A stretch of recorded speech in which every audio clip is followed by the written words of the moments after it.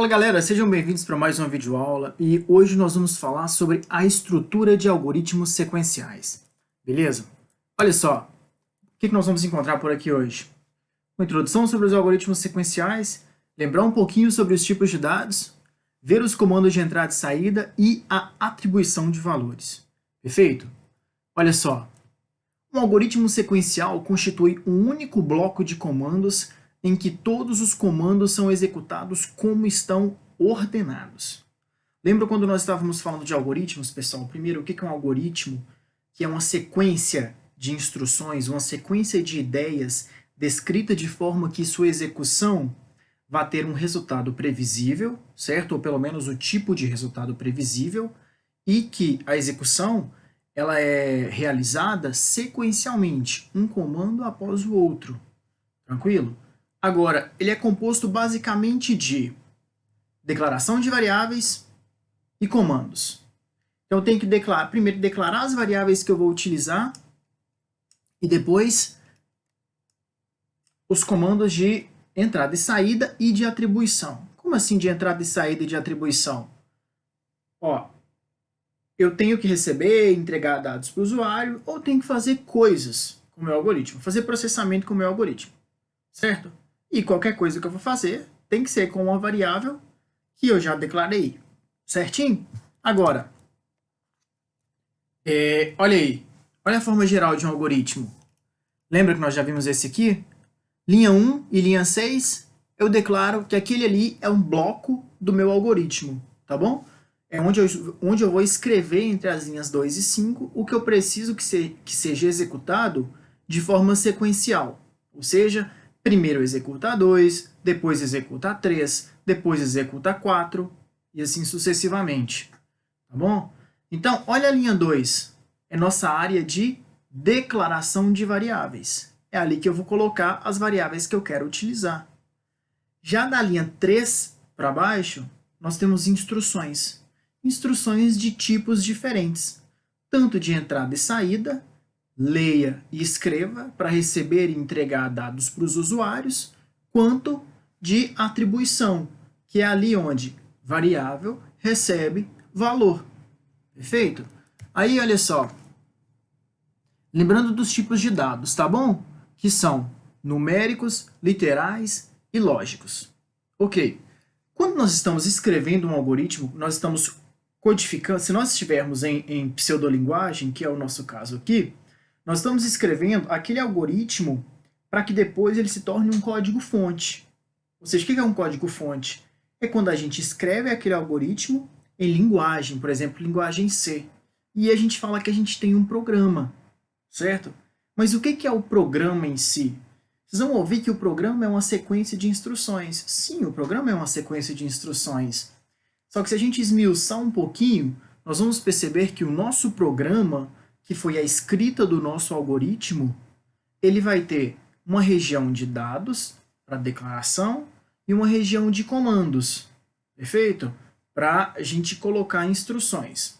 Essas instruções, elas vão trabalhar com os dados. Eu vou até melhorar isso que eu falei. Ela tem uma região de variáveis, que nós vimos no último slide, e uma região de comandos, certo? Esses comandos estão trabalhando com dados que nós estamos atribuindo às variáveis ou pegando das variáveis, certo?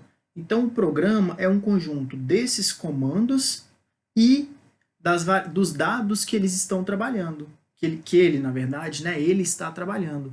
Perfeito?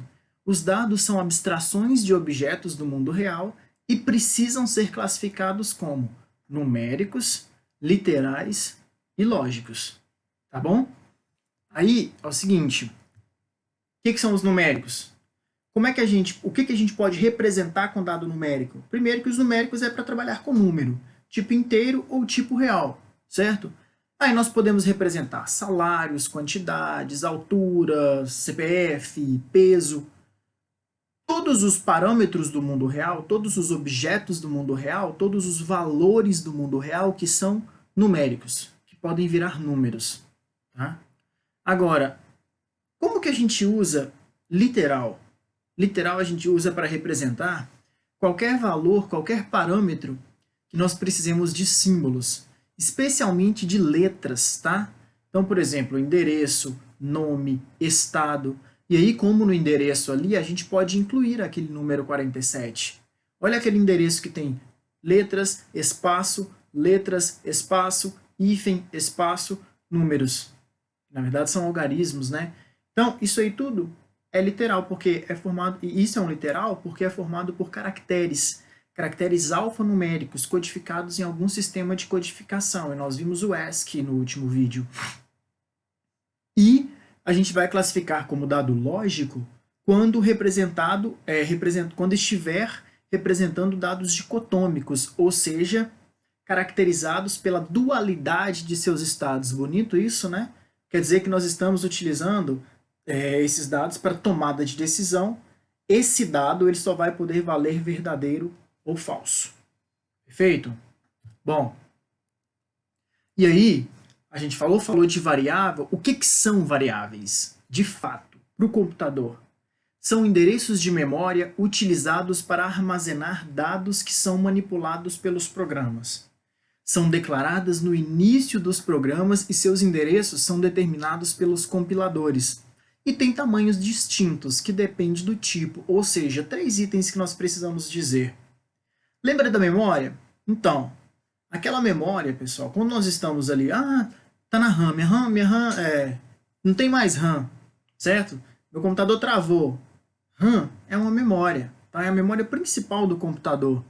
E aí, quando você pede o seu programa para criar uma variável, você está pedindo, na verdade, para o seu computador separar um espaço na memória, porque durante a execução do seu programa, nós vamos precisar guardar algum dado ali, seja ele numérico, literal ou lógico, certinho? E aí, por que nós declaramos no início dos programas? Porque ao longo do programa, o que a gente escreve é instrução para trabalhar com dado. Onde que esse dado está? Armazenado no espaço de memória que nós pedimos com a declaração da variável, certinho? E aí, dependendo do tipo de dado e da linguagem de programação, nós vamos ter diferentes tamanhos, 1 byte, 2 bytes, 4 bytes, para representar cada tipo de dado. Isso vai depender do compilador que nós estamos utilizando e da arquitetura do seu sistema, do seu sistema computacional, certo? Se puder trabalhar com 1 byte, 2 bytes, 4 bytes, isso vai depender, mas é uma coisa muito fácil de lidar quando a gente chega lá na linguagem de programação, tá bom? E aí, pessoal, nós voltamos com algumas regras para criar nomes de variáveis. Quando você vai criar um nome de variável, tem que começar com letra, tá bom? Pode conter só letra, número, ou então o underscore, que nós chamamos de underline. Não pode coincidir com palavras reservadas, então, por exemplo, leia, escreva, algoritmo não podem ser nomes de variáveis. Então, consequentemente, não pode conter espaço em branco e nem caracteres especiais, tá? Nome de variável é um negócio bem rápido e limpo, direto e limpo. Outra coisa, comandos de entrada e saída, ou input, output, I/O, que são os nossos leia e escreva. Olha só, olha aqui o nosso leia. Tá? O nosso leia é utilizado para entrada de dados, que consiste no fornecimento de dados pelo usuário para o programa. Já o nosso escreva é utilizado para saída de dados, e consiste no fornecimento de dados pelo programa para o usuário. Então, é para jogar o dado na tela ou na impressora, beleza? Os nossos algoritmos vão ter sempre, né, se nós estamos trabalhando com a interatividade, vai ter sempre um leia e um escreva pelo menos, que é para poder fornecer dado para o processamento ou pegar dado do processamento para eu ver o resultado. A menos que seja um código totalmente interno lá, tá bom? Que aí talvez nós não precisamos de um escreva aqui para o usuário, mas vai ter uma outra função equivalente ali para poder guardar dado em algum lugar, tá bom? E aí, pessoal, nós temos o comando de atribuição, que vai ser nosso amigo aí no decorrer de todo algoritmo que você escrever, enquanto você trabalhar com isso, tá? Por quê? O que é o comando de atribuição? É um comando que atribui um determinado valor, certo? A uma variável. Agora, olha o que está entre parênteses ali. Valor explícito em uma constante ou resultante de uma expressão fórmula. Beleza? E aí é o seguinte. Olha o que está escrito nessa linha aqui, ó. Variável recebe valor x. Por exemplo, a variável média recebe o cálculo de N1 mais N2 sobre 2. Atribuir é pegar um valor e passar para uma variável. Passar, quando a gente fala passar, atribuir, a gente está falando o quê? A posição de memória, aquele registro na memória que nós deixamos reservados para essa variável média, nós vamos armazenar lá um dado que é, neste caso, o resultado de N1 mais N2 sobre 2. Esse resultado aí, por exemplo, vamos supor que N1 vale 3, N2 vale 5. 3 mais 5, 8 sobre 2, 4. Lá na posição de memória reservada para a média, nós vamos armazenar a sequência binária relativa ao 4. Dali para frente no programa, onde eu estiver trabalhando com média, na verdade eu estou trabalhando com o valor 4. Certo? E aí, logicamente, deve haver compatibilidade entre o tipo da variável e o tipo do valor que se deseja atribuir a ela. Ou seja, se eu declarei média como numérico, como um número real, um número inteiro, eu não posso colocar o valor A para ela, porque A é um literal, certo? Isso não vai funcionar no meu código. E aí, eu retomo para vocês aquele algoritmo que a gente já viu agora. Olha só. De palavras reservadas, nós temos aqui o algoritmo, fim algoritmo, declare, numérico, leia, escreva. Estou começando o algoritmo com o nosso declare e declarando 3 variáveis numéricas, comprimento, largura e área. 2 comandos de entrada. Aqui, ó, leia e leia. Então, nós estamos recebendo aí do usuário 2 valores, um para comprimento e um para largura. Aqui na linha 5, nós estamos fazendo a atribuição desse cálculo para a área. E, por fim, nós estamos pegando a variável área e imprimindo na tela, depois da expressão área da mesa, porque nós estamos utilizando a palavra reservada referente à instrução escreva, que funciona para escrever na tela o que eu pedir aí, entre aspas. Beleza? E aí está a estrutura do nosso algoritmo sequencial. Declaração de variáveis, comandos de entrada, atribuição, comando de saída, acabou o algoritmo. Esses comandos aí, tá? Eu posso ir variando a ordem deles de acordo com o que eu quero construir no meu programa. Tranquilo, pessoal? Então, basicamente, essa é a estrutura de um algoritmo sequencial.